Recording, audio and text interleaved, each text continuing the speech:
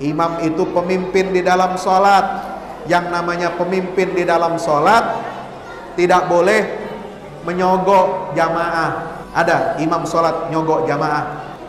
Saya mau jadi imam, yang lain gak boleh, nih saya bayar. Ada? Gak boleh, gak sah itu sholatnya. Imam itu gak boleh menyogok. Imam itu dipilih berdasarkan apa? Ilmunya, berdasarkan bacaannya yang bagus, hafalan Qur'annya yang bagus, akhlaknya yang bagus. Begitu juga kalau kita mau memilih pemimpin di tengah masyarakat, pilihlah pemimpin itu seperti kriteria kita memilih imam sholat. Gak perlu dibayar, gak perlu membayar, gratis. Tapi pilih pemimpin yang saleh, pemimpin yang adil, yang bagus baca Qur'annya, yang saleh akhlaknya, insya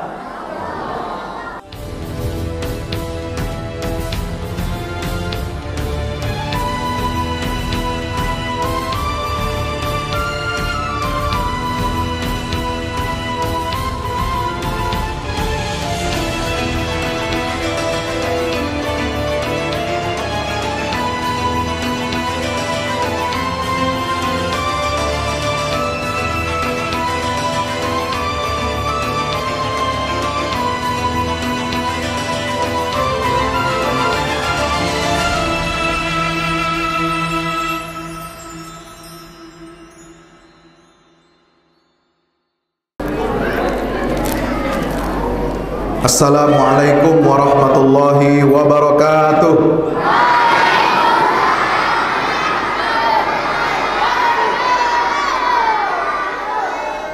Alhamdulillahi rabbil alamin, wal aqibatu lil muttaqin, wala udwana illa 'alal zalimin. Asyhadu an la ilaha illallahul malikul haqqul mubin, wa asyhadu anna Muhammadan abdullahi wa rasuluhu al-mab'uts rahmatan lil alamin. Allahumma salli wa sallim wa barik ala sayyidina Muhammad wa ala alihi wa ashabihi wa man tabi'ahum bi ihsanin ila yaumiddin, amma ba'du. Yang saya hormati, saya muliakan para alim, para guru, para tokoh masyarakat, wabil khusus DKM Masjid Jami Al-Ihsan dan juga Masjid Ar-Rahman, yang pada malam hari ini alhamdulillah kedua jamaah masjid ini dapat bekerja sama, dapat berkolaborasi, dapat bahu-membahu untuk melaksanakan kegiatan tabligh akbar pada malam hari ini. Alhamdulillah. Ini adalah merupakan karunia, kesyukuran, nikmat yang luar biasa dari Allah Subhanahu wa taala, bahwa umat Islam ini ternyata adalah umat yang hidupnya rukun, mau bersatu, tidak mudah untuk dipecah belah, dan insya Allah dengan persatuan dan kesatuan ini, kita umat Islam ini mendapatkan pertolongan dari Allah Ta'ala. Amin ya Rabbal Alamin. Salut buat ibu-ibu Jamaah Al-Ihsan dan Ar-Rahman yang sudah menyiapkan konsumsi buat kita jamaah yang hadir pada malam hari ini. Mudah-mudahan ibu-ibu semuanya dilancarkan rezekinya oleh Allah. Amin. Keluarganya senantiasa diberkahi oleh Allah. Amin. Anak-anaknya senantiasa diberkahi oleh Allah. Amin. Jadi anak-anak yang saleh dan salehah, alim dan alimah, mujahid dan mujahidah, dan mudah-mudahan suaminya semuanya insya Allah lancar rezekinya, usahanya. Amin ya Rabbal Alamin. Bersyukur kepada Allah Pada malam hari ini saya dapat bersilaturahim, bertatap muka dengan izin Allah Subhanahu wa taala jauh-jauh sampai ke Dusun Jamping. Daerah apa ini? Kabupaten Goa. Alhamdulillah. Tidak ada rencana, tidak ada satupun yang terjadi di atas muka bumi ini kecuali semuanya sudah ditentukan oleh Allah. Ternyata jauh-jauh di sini Allah perjumpakan saya dengan para penduduk surga. Amin. Ya Rabbal Alamin. Juga berjumpa dengan adik-adik, anak-anak yang luar biasa semangatnya untuk mengaji, menghafal Quran, menghafal hadis. Yang tadi mari kita doakan, mudah-mudahan anak-anak kita semuanya menjadi anak-anak yang saleh dan salihah, bermanfaat untuk orang tuanya, untuk agama, nusa dan bangsa. Amin ya Rabbal Alamin. Yang kedua, mari kita berselawat salam untuk baginda Rasulullah Muhammad SAW serta seluruh keluarga, para sahabatnya, dan mudah-mudahan tercurah limpahkan untuk kita semua pengikutnya hingga yaumil qiyamah. Amin ya Rabbal Alamin. Bapak Ibu hadirin hadirat yang dimuliakan Allah Subhanahu wa taala, Isra dan Mi'raj Nabi sallallahu alaihi wasallam adalah peristiwa yang sangat luar biasa. Peristiwa yang sangat menakjubkan yang terjadi di luar kemampuan manusia. Perjalanan yang sangat jauh dari Masjidil Haram ke Masjidil Aqsa saja kalau ditempuh dengan perjalanan darat itu jaraknya lebih dari 1.500 km. Kalau dengan perjalanan dengan onta itu bisa 1 bulan. Kalau perjalanan dengan mobil transportasi darat sekarang itu bisa memakan waktu 1,5 hari. Kalau dengan pesawat itu hampir 2 jam.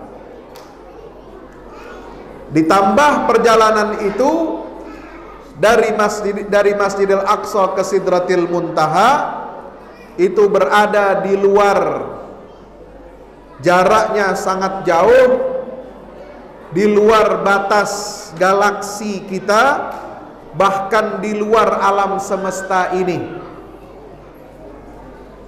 yang tidak mungkin jarak itu ditempuh dalam waktu 1 malam bolak-balik seperti yang dialami oleh Nabi kita Muhammad sallallahu alaihi wasallam.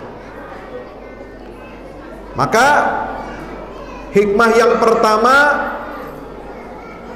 dari perjalanan Isra Mi'raj Nabi SAW ini adalah kita harus mempertebal keimanan kita kepada Allah, bahwa apapun yang terjadi, yang mana itu adalah yang berjalankan oleh Allah Subhanahu wa taala, peristiwa apapun, sehebat apapun, mukjizat sebesar apapun, yang bahkan mungkin tidak bisa dinalar, tidak bisa dicerna oleh otak kita, oleh hitung-hitungan kita secara manusia, maka kita wajib yakin Cek. Anu kurang kuat.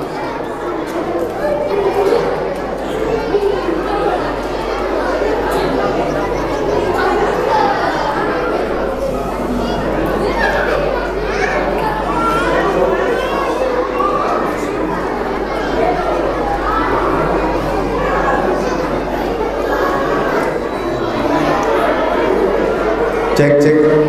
Ya, harap tenang. Adik-adik, anak-anak, ibu-ibu.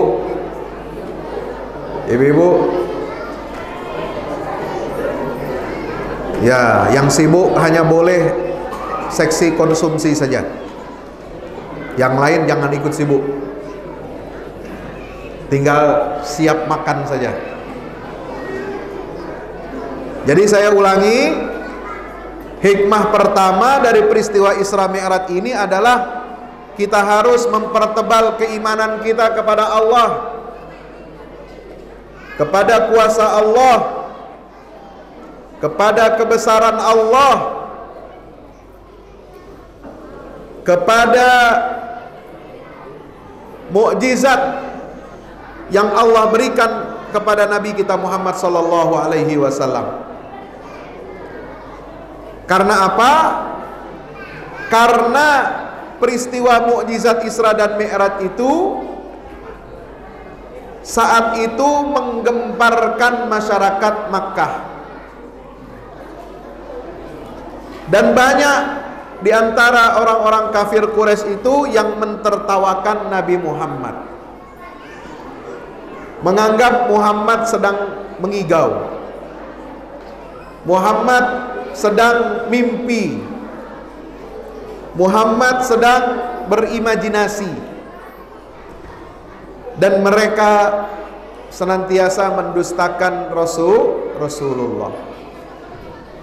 Bahkan ada orang-orang yang baru masuk Islam, mereka belum kuat keislamannya dan keimanannya. Mereka bukan sahabat-sahabat yang as-sabiqunal awwalun.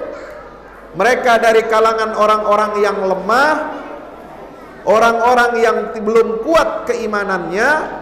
Ketika mendengar peristiwa Isra Mi'raj itu sebagaimana disampaikan oleh Nabi SAW, kemudian ditambah provokasi pendustaan orang-orang kafir Quraisy Makkah, maka sebagian orang yang baru beriman dan belum kuat imannya itu, di antara mereka banyak yang kembali kepada agama jahiliyah.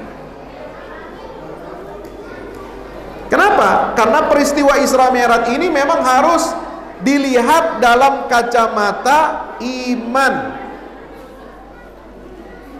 Sebagaimana perkataan Sayyidina Abu Bakar Siddiq radhiyallahu anhu, bahwasanya apapun yang diucapkan, apapun yang dialami oleh baginda Rasulullah, saya pasti percaya. Bahkan yang lebih dari itu pun saya pasti akan yakin dan percaya bahwa itu kabar yang disampaikan oleh Nabi Muhammad adalah pasti benar. Makanya sahabat Abu Bakar Siddiq itu mendapatkan julukan As-Siddiq, yaitu orang yang selalu membenarkan. Makanya Abu Bakar Siddiq dipuji oleh baginda Rasulullah Muhammad sallallahu alaihi wasallam, bahwasanya imannya Abu Bakar Siddiq ini ya, itu tidak bisa ditandingi oleh siapapun. Imannya Abu Bakar Siddiq ini sangat luar biasa. Kalau seandainya seluruh umatku beriman sebagaimana imannya Abu Bakar Siddiq, maka imannya Abu Bakar Siddiq ini masih lebih berat daripada imannya umat Nabi Muhammad SAW. Jadi pelajaran yang pertama, peristiwa Isra Mi'raj ini, ayo kita tingkatkan keimanan kita kepada Allah. Adik-adik, jangan berisik ya. Minumnya ambil tapi jangan berisik, jangan begaduh ya. Ini belum keluar makanan, baru air minum. Jadi hikmah Isra Mi'raj ini yang kedua adalah kita harus tahan uji, kita harus bersabar dalam menghadapi ujian, dan siapa yang bersabar dalam menghadapi ujian, maka Allah akan memberikan reward, Allah akan memberikan jalan keluar, Allah akan memberikan karunia nikmat yang sangat besar. Kenapa demikian? Karena Nabi SAW mendapatkan kemuliaan Isra dan Mi'raj ini diperjalankan dari Masjidil Haram ke Masjidil Aqsa, bertemu dengan para nabi dan rasul.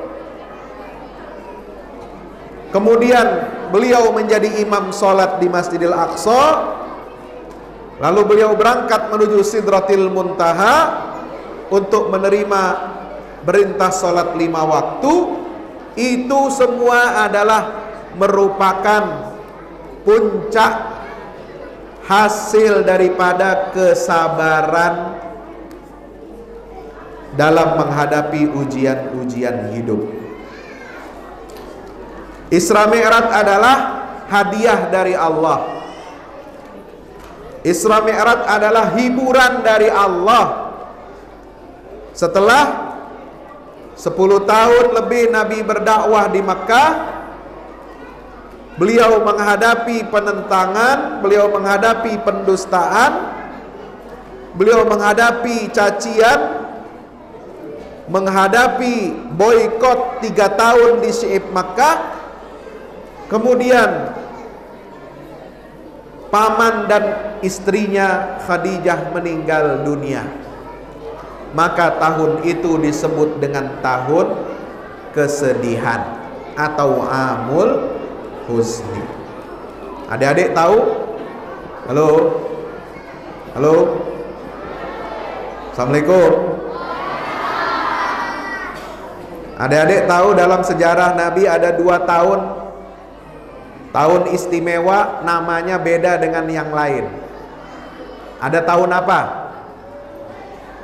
1 tahun gajah, 2 tahun kesedihan. Tahun gajah itu apa? Tahun kelahirannya Nabi Muhammad. Tahun kesedihan itu apa? Tahun meninggalnya paman dan istri Rasul. Ingat? Nanti kalau ditanya sama ustadznya, sama guru, apa itu tahun gajah, apa itu tahun kesedihan, ingat? Insya Allah. Nanti yang ingat dapat hadiah ya, ujian. Hadiahnya apa Pak Ustadz? Dapat umroh bagi yang mampu. Ya kan? Kalau nggak mampu nggak bisa umroh. Siapa yang mampu nanti memberangkatkan umroh, saya doakan anak-anak yang soleh di sini, bapak dan ibunya rezekinya lancar, rezekinya berkah, sehingga banyak duitnya, bisa berangkat umroh dengan semua keluarganya. Amin ya Rabbal.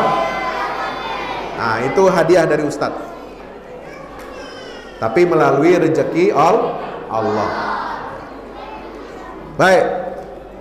Jadi Isra Mi'raj itu adalah hadiah dari Allah, hiburan dari Allah. Setelah tahun-tahun kesedihan, mulai dari tahun pertama kenabian sampai tahun 10, puncak kesedihannya adalah meninggalnya istri dan paman Rasulullah. Maka Nabi menghadapi penyiksaan, menghadapi penindasan, menghadapi pembulian dan caci maki dari orang-orang kafir Quraisy Makkah itu semakin menjadi-jadi dan harus beliau hadapi sendirian. Beliau hadapi sendiri. Sebelumnya masih ada Khadijah, masih ada istri yang tercinta, ibu daripada anak-anaknya Rasulullah, wanita kaya raya konglomerat yang mendukung dakwahnya Nabi Muhammad Sallallahu Alaihi Wasallam. Sebelumnya masih ada pamannya, namanya siapa? Abu Thalib yang mendukung Nabi secara politik, sehingga tidak ada yang berani mengganggu, tidak ada yang berani menyentuh fisik Nabi SAW. Nggak ada yang berani nyentuh rambut dari ujung rambut sampai kakinya. Tapi setelah peristiwa meninggalnya Abu Thalib dan Khadijah, orang-orang kafir Quraisy berani untuk menyentuh jasad Nabi SAW, menginjak-injak leher beliau, melempari rumah beliau dengan kotoran, kemudian meletakkan duri-duri di jalan yang dilalui oleh Rasulullah untuk beribadah di Masjidil Haram. Ya.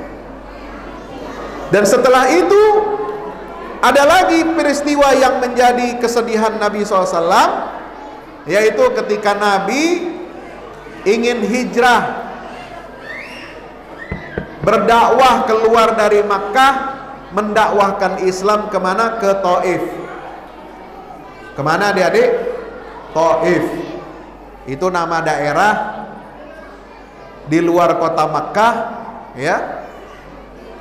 Kurang lebih jaraknya 50 sampai 70 km dari Makkah. Itu daerahnya lebih dingin. Kalau orang Saudi orang Makkah mau liburan, mau dapat udara yang dingin, maka dia pergi ke Taif. Dia dataran tinggi. Kalau di sini dataran tingginya di mana? Hah? Malino. Ya. Kalau di Jakarta orang pergi ke Puncak. Kalau orang Solo pergi ke Tawangmangu. Kalau orang Wonosobo pergi ke Dieng. Orang Malang pergi ke Batu. Nah, itu Taif ini daerah dataran tinggi, dingin. Nabi berdakwah ke Taif, berharap Islam ini diterima oleh masyarakat Taif. Tapi sampai ke sana, apa yang terjadi? Nabi malah dilempari batu, dilempari kotoran, dikata-katai orang gila, dikata-katai orang sinting, dikata-katai tukang sihir. Maka Nabi SAW tubuhnya mengeluarkan darah, terluka, dan beliau kembali ke Makkah dalam keadaan, dalam tanda petik, terhina, terusir, tidak diterima di Makkah dan juga tidak diterima di Taif. Pulang dari Taif sampai di kebun kurma milik seorang pemuka Quraisy, beliau mendapatkan minuman yang diserahkan oleh seorang pekerja, seorang buruh di kebun anggur milik orang Makkah, orang kaya Makkah. Beliau dikasih air minum, beliau membaca Bismillahirrahmanirrahim. Maka pelayan itu yang tadi kasih air minum heran. Namanya Adas. Apakah engkau seorang yang mengaku sebagai nabi yang diusir dari Makkah dan dari Taif? Iya. Wah, berarti memang engkau ini benar adalah utusan Allah. Kenapa engkau tahu saya ini utusan Allah? Tadi waktu saya kasih engkau minum, engkau mengucapkan Bismillahirrahmanirrahim. Itulah kata-kata ucapan yang dulu pernah saya dengar. Saya berasal dari kampung Ninawa.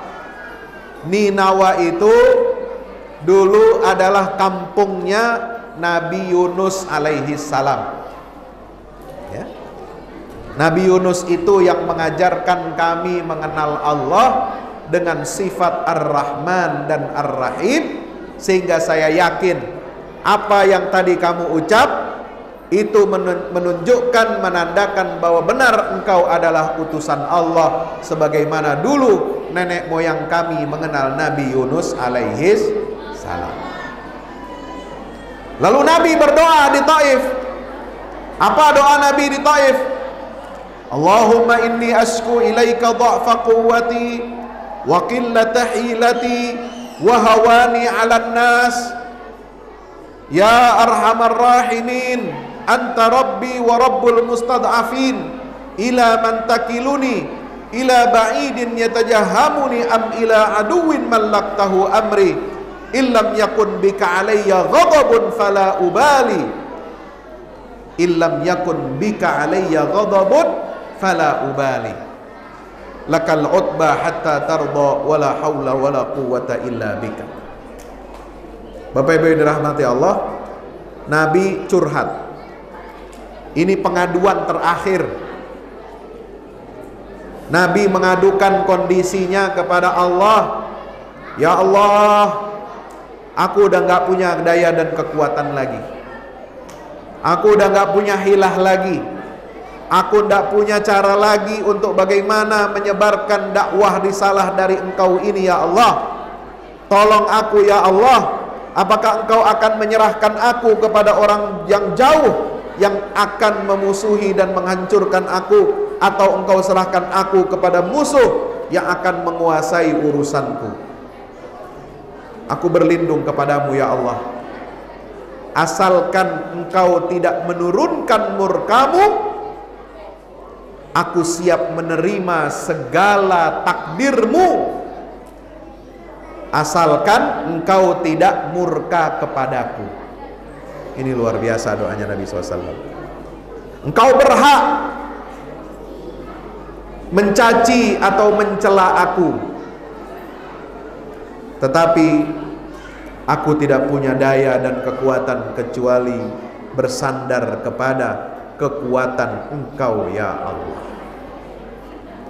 Maka sore hari beliau kemudian baru diizinkan masuk ke Makkah. Malam hari setelah Isya, waktu Isya, beliau bersandar di Hijr Ismail. Apa Hijr Ismail? Halo Bu? Bu? Sudah pernah haji? Mudah-mudahan semuanya bisa haji, amin. Bapak-bapak sudah ada yang haji? Sudah? Belum? Mudah-mudahan semuanya bisa naik haji. Kalau bapaknya sudah haji, berarti ibunya sudah naik haji. Kalau ibunya sudah haji, bapaknya insya Allah juga sudah naik haji. Nah, itu jangan dibayangkan lah itu. Ini joke saja. Mudah-mudahan semuanya haji beneran, insya. Kalau yang sudah umrah ada, sudah umrah? Sudah ada? Belum juga? Ya Allah, mudah-mudahan kita doa pada malam hari ini, Mudah-mudahan doa kita semua diijabah oleh Allah. Mudah-mudahan semua jamaah Al-Ihsan dan Ar-Rahman mudah-mudahan dimampukan rezekinya oleh Allah, diluaskan rezekinya oleh Allah untuk bisa berangkat ke Baitillahil Haram, melaksanakan ibadah haji dan umrah, serta dapat berziarah ke makam Nabi kita Muhammad sallallahu alaihi wasallam. Ala hadhihi niyyah al-Fatihah. Bismillahirrahmanirrahim. Alhamdulillahirabbil alamin arrahmanir rahim maliki yaumiddin. Iyyaka na'budu wa iyyaka nasta'in. Ihdinas siratal mustaqim.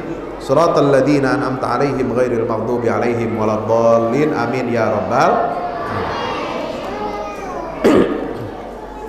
ya. Jadi Nabi sudah mengatakan, saya udah nggak punya kekuatan lagi.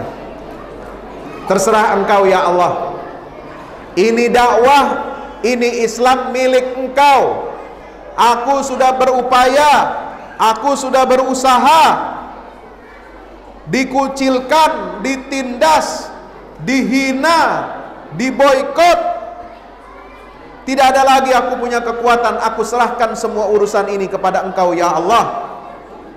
Maka di malam hari setelah waktu Isya, ketika Nabi sedang bersandar di Hijr Ismail, yaitu setengah lingkaran yang ada di samping Ka'bah, yang mana itu adalah bagian dari Ka'bah, maka Nabi SAW didatangi oleh malaikat Jibril. Malaikat Jibril pertama mendatangi Rasulullah bukan untuk bawa kendaraan burak, tapi malaikat Jibril pertama mendatangi Rasulullah SAW, yaitu beliau dibelah dadanya. Dibelah dadanya dari pangkal leher tenggorokan sampai ke bawah, ya, sampai kata Nabi itu bahasanya tempat tumbuhnya bulu kecil. Tahu bulu kecil? Di atas kemaluan itu ada bulu kecil lagi di atasnya, di bawah perut. Sampai di situ dibelah, kemudian Jibril mengeluarkan hati Nabi SAW dikeluarkan, ya, dicuci dengan air Zam-Zam, diletakkan di dalam bejana terbuat dari emas, lalu kemudian diisi dengan hikmah dan iman. Itu semua operasi yang dilakukan oleh malaikat Jibril, ya, dilihat oleh Nabi dalam keadaan sadar, ya. Nabi nggak pingsan, Nabi nggak tidur, Nabi tidak sedang mimpi, tapi beliau melihat semua itu dan menyampaikannya, mengabarkannya kepada kita umatnya sampai hari kiamat. Lalu kemudian ditutup lagi rahmat, ditutup kembali seperti sedia kala. Baru setelah itu malaikat Jibril alaihi salam menawarkan kepada Nabi SAW 2 gelas minuman. Satu isinya adalah air susu, satu isinya air anggur, minuman keras. Pilih mana engkau ya Rasulullah? Nabi memilih air susu. Maka Jibril mengatakan, alhamdulillah, engkau dan umatmu sampai hari kiamat tetap berada di atas fitrah, sebagaimana air susu melambangkan kemurnian dan kesucian. Alhamdulillah. Ada orang minum air susu lalu mabuk? Ada tidak? Ada orang minum air susu lalu kemudian pingsan? Gak ada. Dia tambah sehat, tambah bugar. Tapi kalau orang minum air anggur, minuman keras, apa yang terjadi? Ya, mabuk, ngomongnya ngelantur, lalu kemudian jalannya oleng. Kalau dia naik mobil berkendara pasti nabrak. Ya, berapa banyak kecelakaan, terutama malam-malam, dini hari, orang baru pulang dugem, orang lagi mabuk bawa kendaraan, ya, dia lihat marka jalan tol itu dianggapnya seperti surga. Nah, dia tabrak itu. Orang yang minum minuman keras biasanya ujungnya mati. Woi, mati. Yang suka narkoba mati. Ya, nauzubillah min dzalik. Yang suka narkoba, minuman keras, biasanya terdorong untuk bermaksiat, betul? Mencuri, iya. Berzina, iya. Perkosa anak orang, iya. Apalagi? Durhaka sama orang tua, ngambil nyolong duit orang tua, iya. Ya. Cerai sama istrinya, iya. Itu orang suka minum minuman keras. Berjudi, iya. Karena itu Nabi SAW mengatakan khamar itu, minuman keras itu adalah ummul khaba'ith, induk daripada segala keburukan. Makanya dalam Islam kita dilarang, diharamkan oleh Allah Subhanahu wa taala untuk minum minuman keras. Yang minum berdosa, yang menyajikan minuman keras berdosa, yang buat memproduksi minuman keras berdosa, yang menjual minuman kerasnya berdosa, yang mengantarkan kurir minuman keras dari pabrik sampai ke warung-warung di kampung-kampung berdosa, yang menjadi saksi jual beli minuman keras berdosa. Semua yang terkait dengan minuman keras semuanya menanggung dosa dan siap-siap untuk mendapatkan azab dari Allah Subhanahu wa ta'ala. Maka Islam melarang kita minum minuman keras. Kita hanya boleh minum minuman yang halal. Minum air putih. Air putih halal, halal. Tapi jangan ditaruh di sini karena ini ada nama perusahaan, ini iklan. Harus bayar sama saya.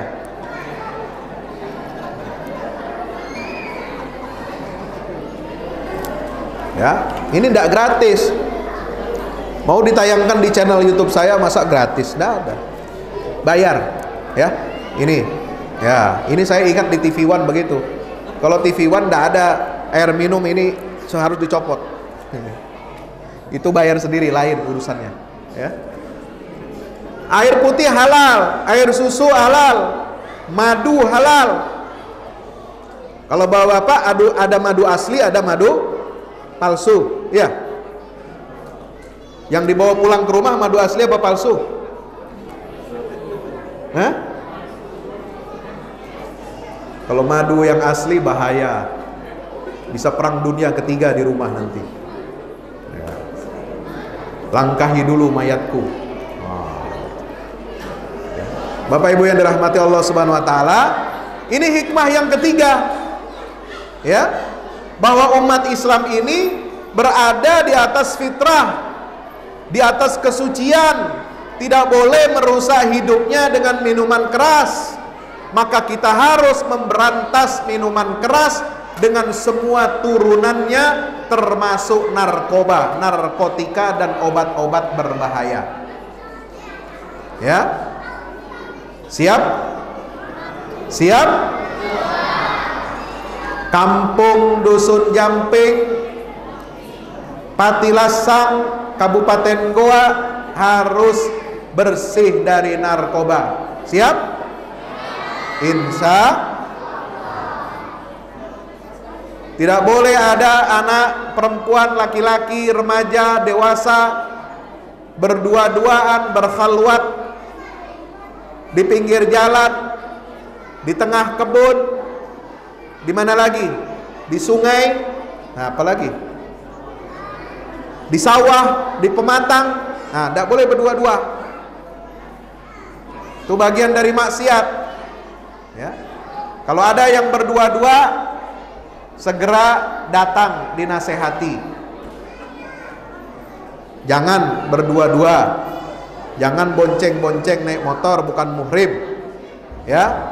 Kalau kamu suka sama dia, datang ke orang tuanya minta kawin. Insya Allah. Nah, itu. Jadi jangan sampai ada di tengah-tengah masyarakat kita, di lingkungan kita, maksiat ini dibiarkan, dibebaskan. Maka kita diperintahkan oleh Nabi SAW untuk amar ma'ruf nahi mungkar, mengajak orang kepada kebaikan, mencegah orang dari kemungkaran. Jangan ada yang mengatakan, uang saya beli minum-minuman keras, kok ente yang ribut. Ya, uang saya beli narkoba, kok kamu yang ribut, kamu yang cerewet. Ya, uang saya pakai untuk dugem sama anak perempuan orang, sama anak perawan. Uang saya, kendaraan saya, kok sampean yang ribut. Enggak begitu. Kalau kita hanya memikirkan diri kita saja, maka kita namanya hidup individualis, hidup semau gue. Betul, uang kamu minum-minuman keras. Betul, uang kamu berjudi atau narkoba. Betul, uang kamu kalau berzina. Tapi dampaknya akan berpengaruh kepada seluruh anggota masyarakat. Ya, mic-nya. Ini. Oh. Semua akan berpengaruh, berdampak kepada masyarakat. Kalau kamu berzina, kamu berjudi, kamu minum-minuman keras, nanti semua anak-anak di kampung ini akan mengikuti dan mencontoh. Maka yang rusak bukan hanya kamu, tapi yang rusak satu kampung ini, bikin susah, bikin melarat orang tua yang ada di kampung ini. Nauzubillah min dzalik. Maka kita pohon berlindung kepada Allah Subhanahu wa taala, ya. Nah, yang keempat hikmahnya, Bapak Ibu semua yang dirahmati Allah Subhanahu wa taala, dari perjalanan Isra dan Mi'raj Nabi SAW ini, kita diberikan kewajiban sholat 5 waktu. Maka sholat 5 waktu ini harus kita jaga dengan baik, harus ditegakkan dalam kehidupan kita.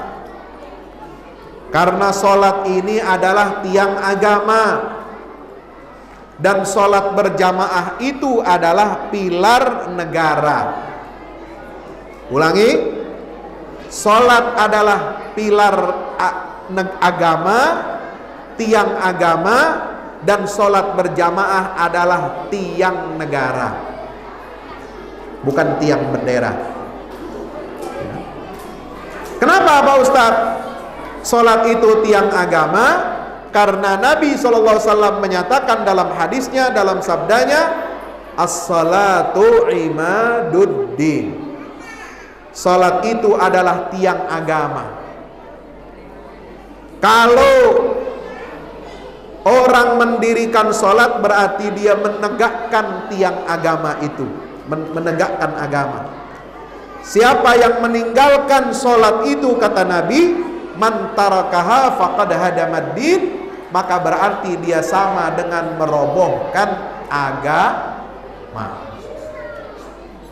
Nah, tadi hadis yang dihafal oleh anak-anak kita tadi, ya, itu ciri orang Islam itu adalah siapa meninggalkan sholat sengaja, berarti dia telah kafir dari agama Islam. Karena ciri seorang Muslim yang paling nyata, yang paling terang benderang adalah melaksanakan sholat 5 waktu. Sebab nggak semua orang Islam bisa puasa Ramadan. Kalau sakit, Ya.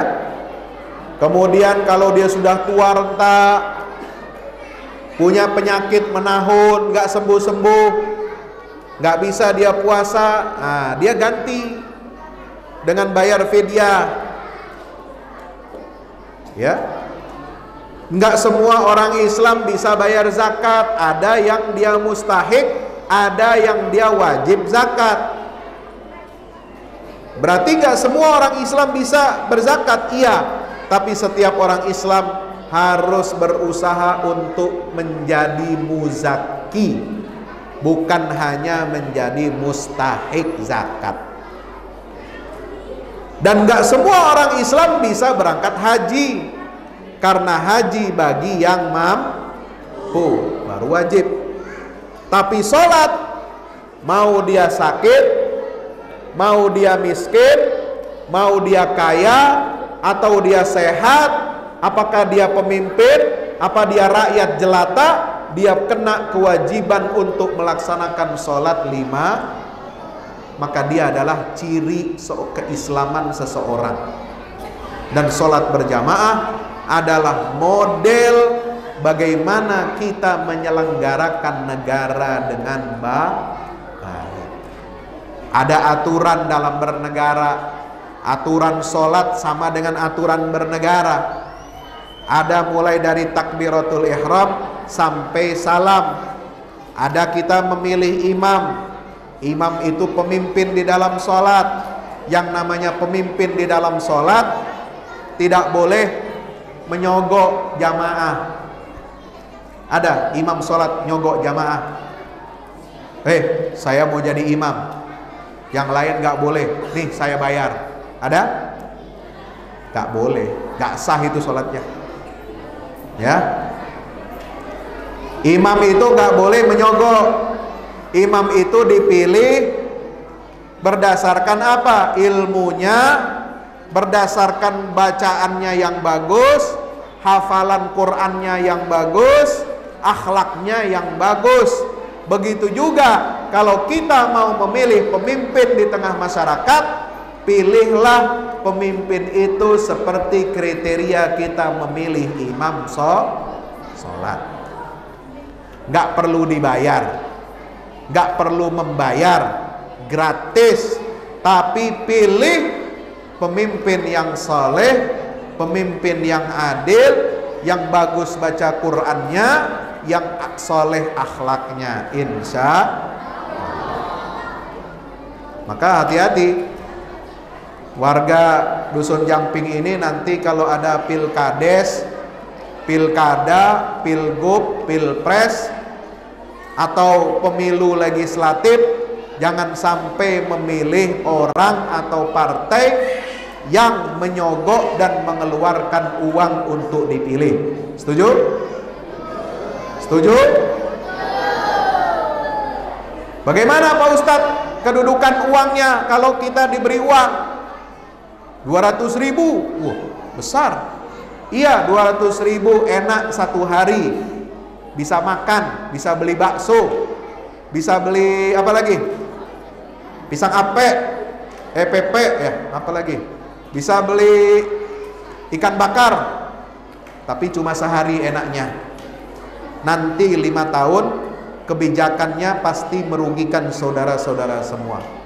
Minyak goreng hilang, BPJS wajib naik, apalagi? Tempe hilang, ya. Harga-harga naik. Nah itu susah, bikin susah. Enaknya cuma nggak sampai 1 hari, tapi sengsaranya 5 tahun. Nauzubillah min. Iya kan 5 tahun sekali pemilihan Ji. Dibayar 200.000 sekali. Enak sekali 1 hari 2 hari, tapi tidak enak 10 tahun. Betul? Betul? Nauzubillah. Maka milihlah pemimpin seperti kita memilih imam di dalam sholat. Setelah jadi pemimpin, nggak boleh pemimpin itu semena-mena. Seperti imam sholat, kalau salah keliru diingatkan, 3 kali diingatkan nggak mau juga, salah juga, dia harus mundur. Atau kalau nggak mau mundur, dimundurkan. Betul. Ganti dengan imam yang ada di belakangnya, imam badan. Ya, itu aturan Islam. Dan nggak bisa membuat aturan sesuka hatinya, mentang-mentang jadi imam, gerakan sholatnya beda dengan yang lain. Saya punya aturan sendiri sholatnya. Imam kayak begitu, ya, ini baiknya diapain? Baiknya disuntik mati saja. Jangan dikasih jadi pemimpin. Betul? Insya itulah hikmah yang ada dari ibadah sholat, tiang agama dan tiang negara. Dan inilah merupakan karunia dari Allah, peristiwa Isra dan Mi'raj Nabi kita Muhammad Sallallahu Alaihi Wasallam. Mudah-mudahan bermanfaat. Ayo jaga didik anak-anak kita dengan akidah Islam yang baik. Jaga sholat kita dengan baik, terutama sholat berjamaah di masjid. Apalagi sudah dekat masanya bulan suci Ramadan. Mari kita siapkan, sambut bulan Ramadan ini dengan penuh sukacita, dengan persiapan hati, persiapan ilmu, persiapan kantong juga. Ya, insya kantong kita harus kita siapkan. Buat apa? Membagi makanan buka puasa di masjid, untuk berbagi infak sodako fakir miskin, anak yatim, untuk kita wakaf Al-Quran untuk daerah-daerah terpencil dan terpelosok. Insya kalau punya uang bulan Ramadan, jangan dihambur-hamburkan untuk diri sendiri, tapi perbanyaklah sedekah sebagaimana perilaku dan akhlak Nabi SAW di bulan Ramadan yang sangat pemurah dan rajin bersedekah. Demikian yang dapat saya sampaikan, mudah-mudahan bermanfaat. Aqulu qauli hadza astaghfirullah li wa lakum. Assalamu alaikum warahmatullahi wabarakatuh.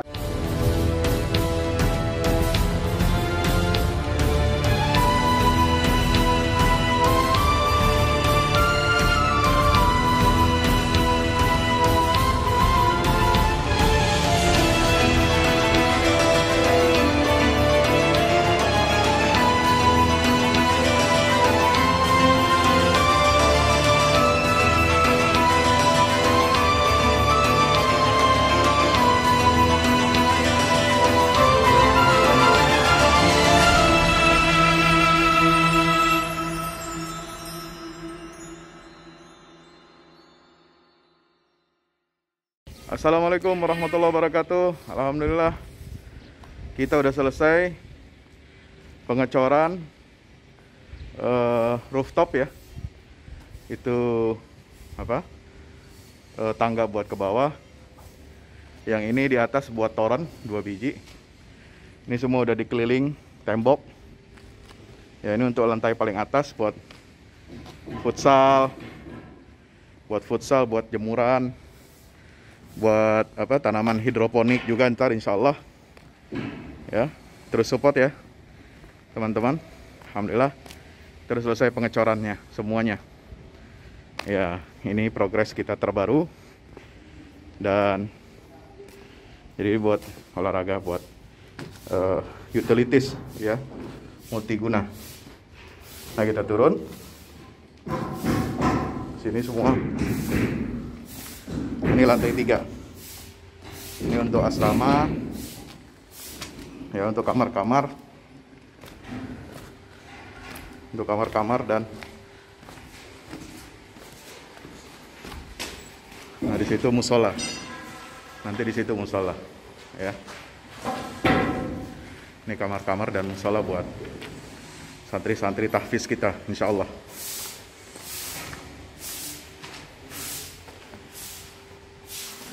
Nah, ini lantai 2 kita turun.